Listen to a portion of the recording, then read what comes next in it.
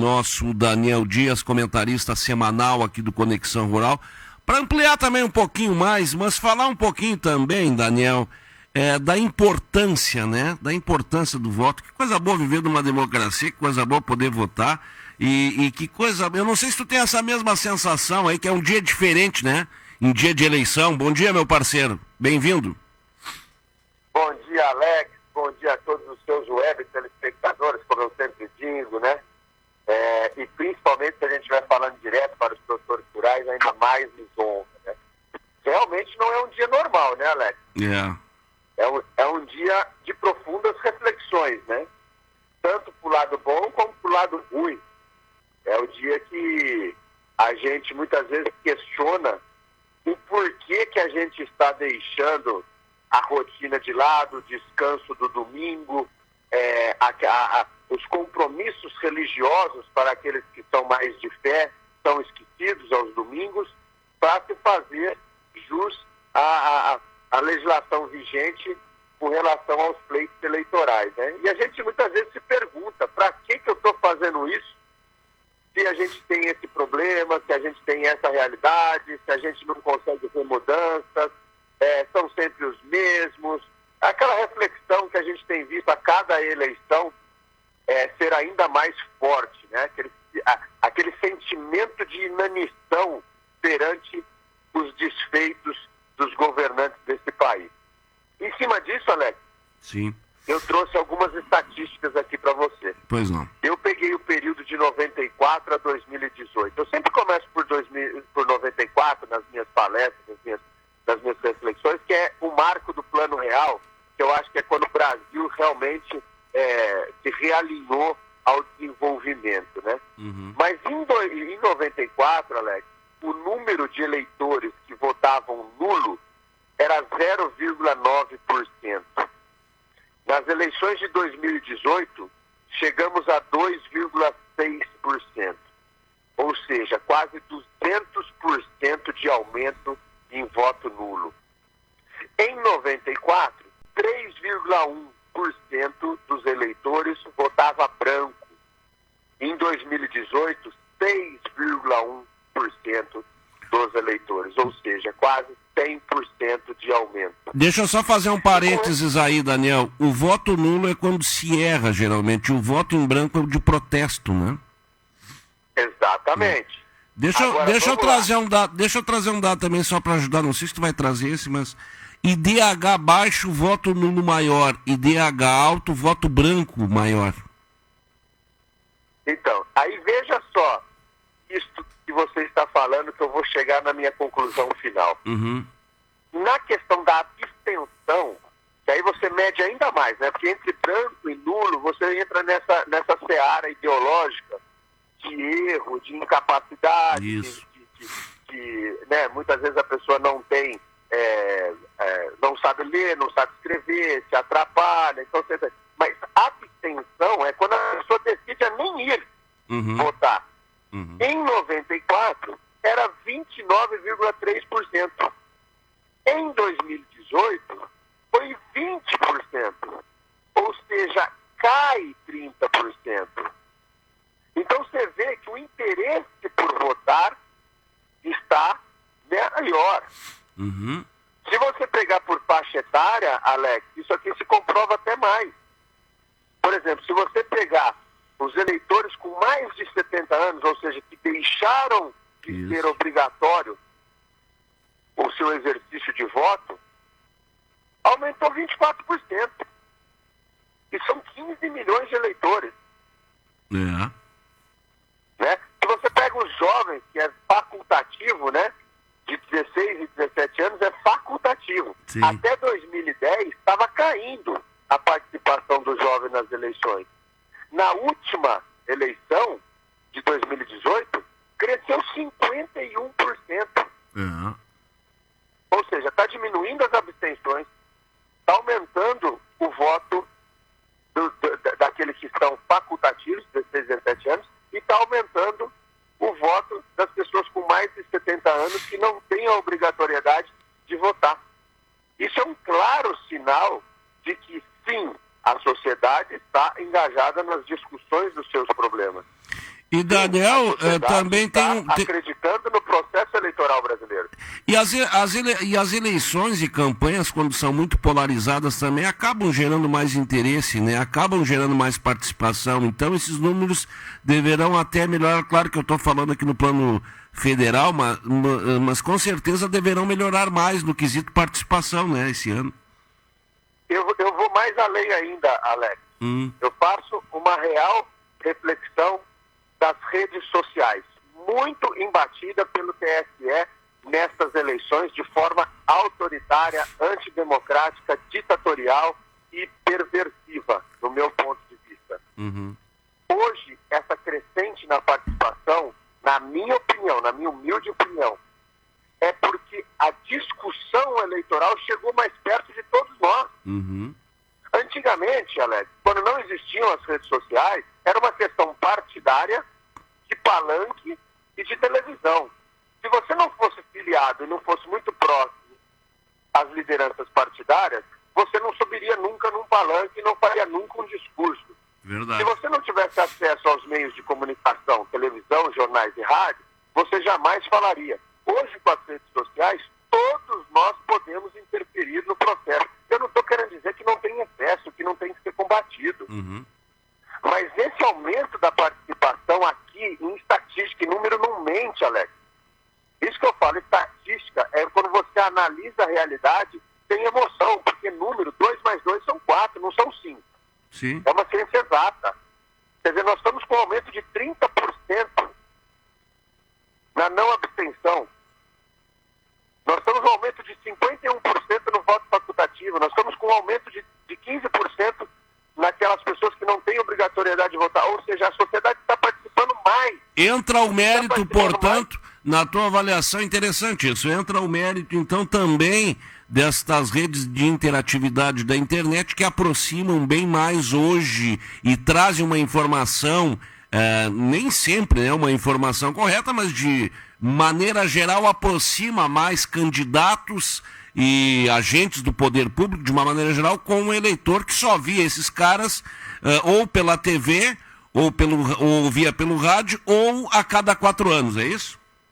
Exatamente. Hoje, pelas redes sociais, você é obrigado a falar com o seu eleitor. Isso é um avanço. E historicamente, Alex, esse avanço foi conquistado pelos rádios. E não obstante disso, as rádios foram perseguidas nos processos ditatoriais, e até hoje estão perseguidos. Se você pega qualquer país comunista, as rádios são monitoradas. Aí evoluímos da rádio para a televisão. A televisão também foi censurada nesses pleitos políticos, historicamente. E aí você entra para o jornal impresso, também já foi censurado. E agora estão tentando censurar as redes sociais. E essa é a reflexão que eu faço, Alex, que você muito bem pontuou. O advento das redes sociais trouxe definitivamente o debate entre candidato e eleitor. Coisa que até então, por mais que tenha evoluído, nunca tínhamos chegado tão próximo dos nossos candidatos e nunca o candidato chegava tão próximo dos seus eleitores, senão com o advento das redes sociais. E olha aí o reflexo, está aumentando a participação da população, isso é sensacional. E o eleitor, o cidadão também, Daniel, ele sabe separar o que é conteúdo verdadeiro e o que não é. Nós tivemos aí muitos problemas de fake news, muito combatida pela justiça também. Eu acho que de maneira correta também, porque não é certo, né, tu usar de má fé com os internautas, com o povo do modo geral, e nós temos uma parte da população que realmente acredita em algumas historinhas. Agora, o outro lado também, né, parceiro, é que o povo ele conseguiu ir, de certa forma, filtrando, né, ao longo do tempo, o que é informação boa, o que não é ruim, e o que é ruim. Aliás, temos ainda muita informação ruim, mas hoje prospera mais essa racionalidade aí de tentar saber se determinada circunstância, determinada notícia é verdadeira ou não, né? Aí eu faço só uma ressalva, Alex. Do mesmo jeito que existe o bom, tem o ruim, em todos os sentidos, né? eu só pondero uma coisa. Eu acredito sim sempre que as pessoas, na sua grande maioria, são do bem. Eu já falei isso aqui várias vezes, né? O bem vence sempre o mal. Pode pegar todos os exemplos na sua vida pessoal, profissional, que você sempre vai ver que o bem venceu o mal. Às vezes demora mais, é mais dolorido, é mais penoso, é mais custoso, mas o bem sempre vence o mal. Só que nessa questão que a gente está discutindo especificamente das redes sociais, é também importante ressaltar, Alex, que a vertente do mal também se profissionalizou nas redes sociais. E existem algumas notícias, existem alguns vídeos, existem alguns roteiros que são montados que precisa de muita capacidade analítica e intelectual para você chegar no julgamento de que aquilo é fake ou do que aquilo é tendencioso e tudo mais. Mas na sua grande maioria, eu concordo com você que as pessoas sabem diferenciar o que é certo, o que é errado, o que é do bem e o que é do mal. E é nesse sentido a minha conclusão disso que nós estamos conversando, Alex. Está aumentando a participação da sociedade. Isso é números, são reais, são pleitos, são estatísticas do próprio TSE, do Tribunal Superior Eleitoral. Né? Não são números que eu e você inventaram, são os números oficiais. Hoje nós somos 154 milhões de eleitores aptos a votar. Está se esperando uma participação recorde nessa eleição. Tamanha a polaridade que virou esse país. E aí é que eu faço a reflexão de tudo que está sendo conversado nesses últimos dias sobre o voto útil, o voto consciente e tudo mais. O que reza a Constituição, ou seja, o norte que nós temos para gerir essa nação, com relação à democracia? Estará eleito aquele presidente ou aquele candidato, seja ele senador, deputado, que no caso dos governantes do executivo, né? Presidente e governador, aquele que atingir 50% dos votos válidos mais um. Isso. Ou seja, aquelas pessoas que estão nos escutando, que ainda estão em dúvida se devem ou não votar, eu não estou nem entrando na seara da decisão do seu voto se deve ser útil ou se deve ser de acordo com a sua consciência.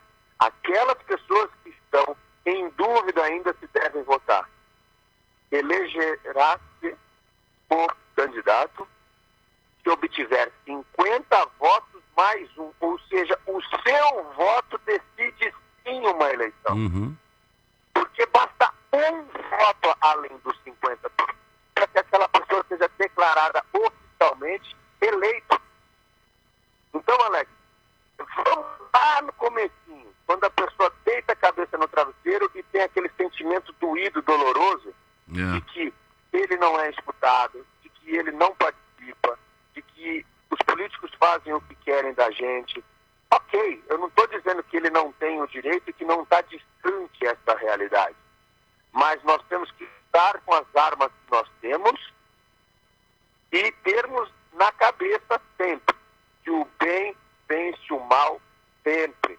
E um voto decide a eleição pela Constituição Federal.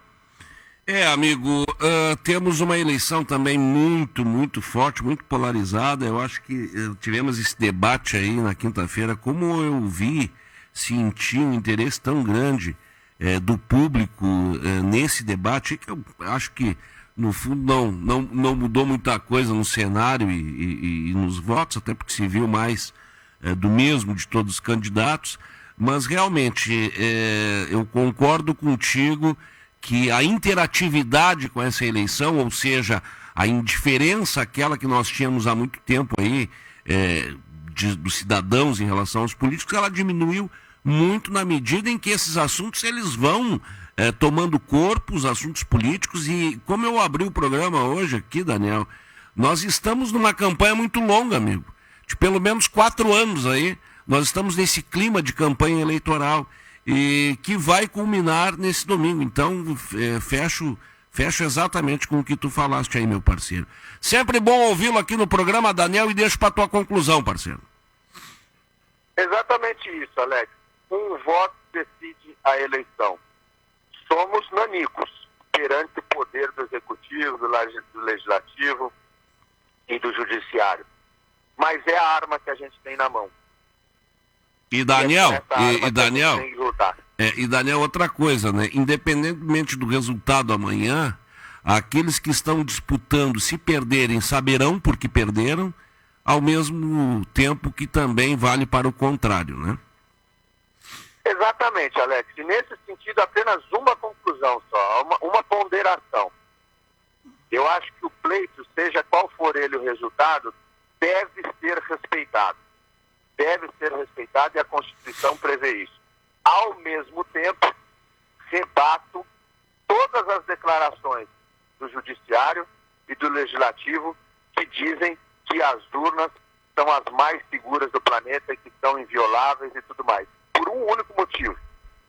A partir do momento que você admite que você não erra, que uma máquina não quebra, que um sistema é inviolável, você está se negando a aceitar que nada nesse mundo é 100%. Veja, os nossos celulares são invadidos. A NASA é invadida. Os sistemas bancários são invadidos. Todos têm uma vulnerabilidade, por mais baixa que seja, tem uma vulnerabilidade.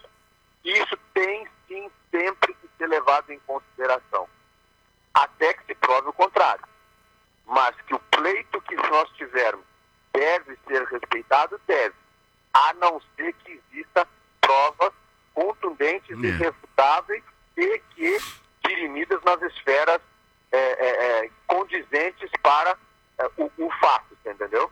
E é isso aí que falta, né, Daniel? Se o dia em que me trouxerem uma prova realmente, como tu disse, usar o teu termo, contundente, de que há problema nas urnas no sentido de mudar o resultado de eleição, bom, aí sim, aí eu vou passar a não acreditar. Mas enquanto isso não aconteceu, eu continuo acreditando no funcionamento e também na lisura dos pleitos. Parceiro... Até porque, Alex, Oi? Até porque, veja bem, a mesma urna que elegeu o atual pode não o reeleger. Então, se valeu para eleger, tem que valer para reeleger. E vice-versa. A mesma urna que elegeu um determinado candidato que já foi presidente 2 vezes, se não eleger agora, tem que ser respeitada do mesmo jeito que foi respeitada nas últimas 2 vezes que ele ganhou. O resto agora, é versão de guerra, né, Daniel? O resto é versão de guerra. Exatamente. O que é complicado é o próprio sistema do Tribunal Superior Eleitoral ficar repetindo a retórica de que a urna é inviolável. Não existe uma máquina e um sistema que não apresente falhas. E não existem provas contumazes de que existem pessoas especializadas em violarem sistemas invioláveis. Então, a partir do momento que você assume isso, me dá mais segurança. Ora, tem problema e tem probabilidade, mas é muito pequena perante a segurança. E nós estamos apurando todos os casos. É só mudar o discurso que eu fico bem mais calmo, entendeu? Como sempre, tu sempre trazendo para nós um ângulo diferente para olhar sobre o picadeiro, e isso é a tua grande contribuição sempre aqui aos sábados. Grande abraço, meu irmão, bom fim de semana e boa eleição. Vamos, que a tendência de tudo é dar certo, Alex. Abraço. Brasil acima de tudo. É verdade. 7h54, Daniel Dias falando no Conexão Rural deste sábado, e é verdade, né? Sempre trazendo um olhar sobre um outro prisma, né? Que faz com que a gente também melhore a racionalização até em alguns pontos. A gente está num momento muito passional, né? E campanha eleitoral e eleição também tem essa coisa de paixão, mas temos que agir com a razão, gente. Vem aí o 23º remate da Santa Teresa. Em pista, 120 touros e 100 ventres Hereford Braford. Oferta especial de touros brancos da convidada Estância Madrinha. Marque na sua agenda, 4 de outubro, terça-feira, no Sindicato Rural de Camaquã. Transmissão Lance Rural. Leiloa Trajano Silva e Atalaia Remates.